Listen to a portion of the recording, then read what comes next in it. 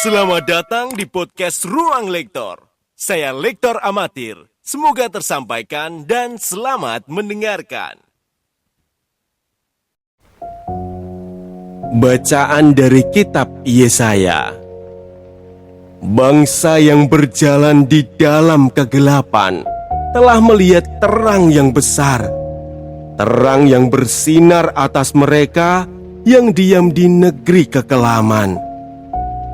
Engkau ya Tuhan telah banyak menimbulkan sorak-sorai dan sukacita yang besar. Mereka telah bersukacita di hadapan-Mu seperti orang bersukacita di waktu panen, seperti orang bersorak-sorai di waktu membagi-bagi jarahan. Sebab kuk yang menekan bangsa itu dan gandar yang di atas bahunya serta tongkat si penindas telah Kau patahkan seperti pada hari kekalahan Midian.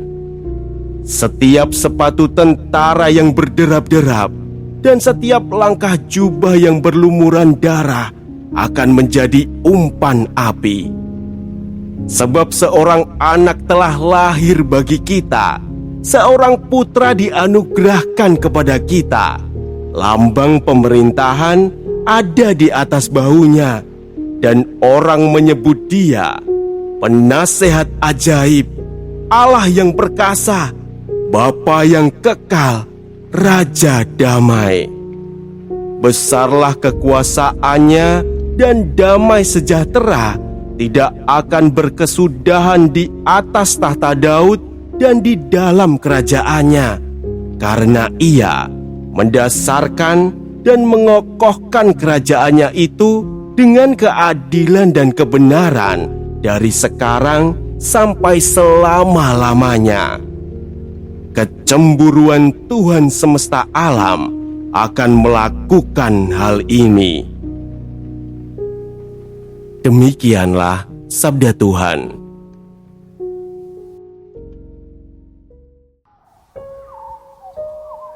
Berkah dalam saudara-saudaraku yang terkasih. Hari ini kita belajar bersama bacaan pertama misa malam Natal, yaitu dari kitab Yesaya bab 9 ayat 1-6. Ini adalah sebuah nubuat besar tentang kedatangan Sang Mesias.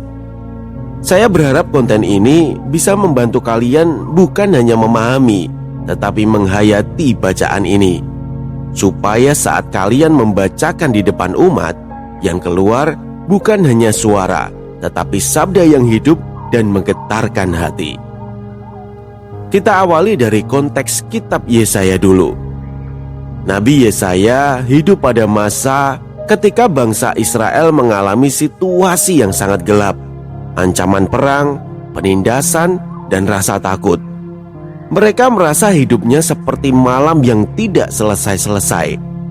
Di tengah kegelapan itu, Tuhan berbicara melalui Yesaya. Tujuannya jelas, membangkitkan harapan dan meyakinkan umat bahwa Tuhan tidak pernah meninggalkan mereka. Dan dalam nubuat di perikop ini, Tuhan menjanjikan pertolongan, bukan lewat kekuatan militer, bukan lewat raja yang menakutkan, tetapi lewat seorang anak. Agama Kristen menerapkan nubuat ini pada kelahiran Kristus. Nubuat ini meneguhkan bahwa kunci dari masa depan ini terletak dalam keadilan daripada sebuah kekuatan militer. Karena itu, bacaan ini dipakai dalam misa malam Natal. Mari kita bedah ayat demi ayat perikop ini. Ayat 1. Bangsa yang berjalan di dalam kegelapan telah melihat terang yang besar.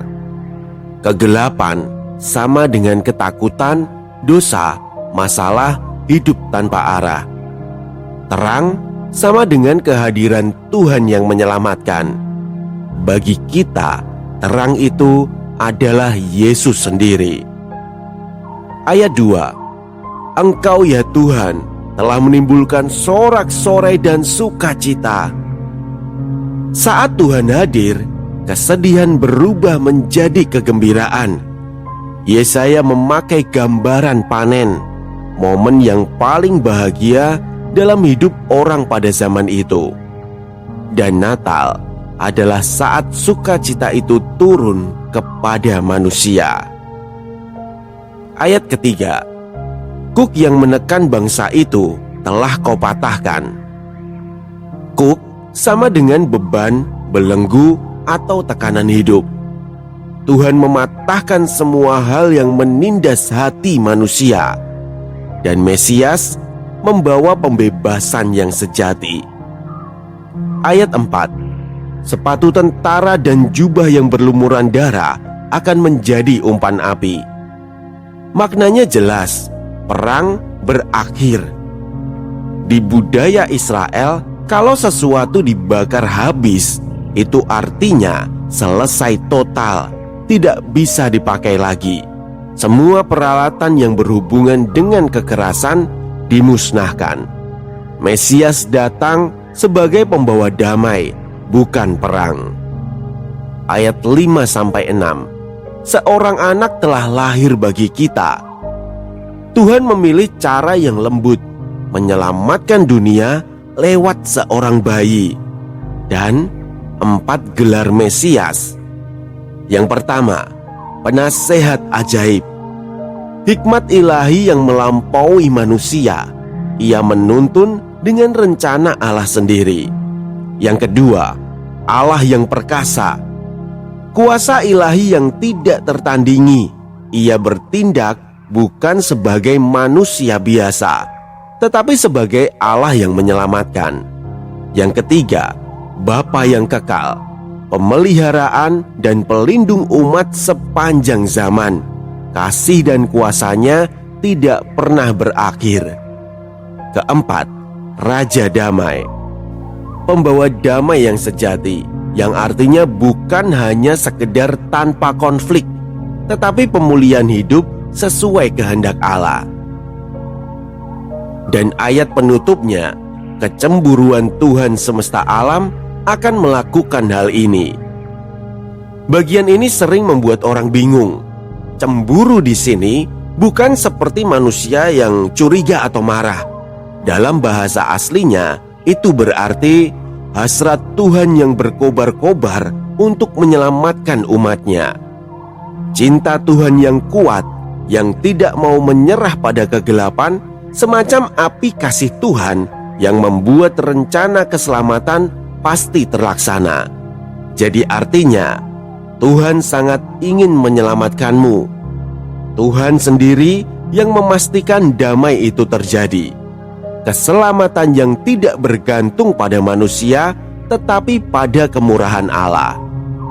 Penutup Yesaya ini adalah sebuah deklarasi. Karena Tuhan sangat mengasihi umatnya, maka Ia sendiri yang akan melakukannya. Jika kamu seorang lektor, ini tips membacakannya. Kita bagi dua antara teknis dan penjiwaan. Teknis membaca. Yang pertama, artikulasi harus jelas. Karena teks ini agak puitis, setiap kata perlu terdengar utuh. Jangan menelan di akhir kata. Yang kedua, atur tempo. Bagian awal, lambat dan tenang. Bagian pembebasan mulai dari sebab kuk sedikit menguat. Lalu bagian 4 gelar Mesias perlahan dan tegas. Perlu kemegahan untuk mengucapkan gelar-gelar itu. Yang ketiga, hindari terburu-buru. Bacaan ini padat makna. Biarkan umat mencerna setiap gambaran. Lalu bagian penjiwaan. Yang pertama, bayangkan malam gelap yang tiba-tiba disinari cahaya. Bawa suasana itu ke nada suara. Awalnya gelap, nada rendah dan lembut. Lalu ada sedikit harapan. Ketika terang muncul, nada naik tetapi hangat. Yang kedua, baca dengan hati seorang pewarta harapan. Karena Yesaya sedang membawa kabar gembira. Suaramu harus membawa sentuhan optimisme. Yang ketiga, gelar Mesias. Bacalah seperti menyebut gelar seseorang yang sangat kamu hormati, perlahan, penuh kekaguman, dan sedikit senyum. Di bagian kecemburuan Tuhan, bacalah dengan nada penuh keyakinan, karena ini adalah janji bahwa Tuhan pasti bertindak demi cintanya. Dan yang terakhir, sebelum latihan membaca, ambil satu nafas panjang.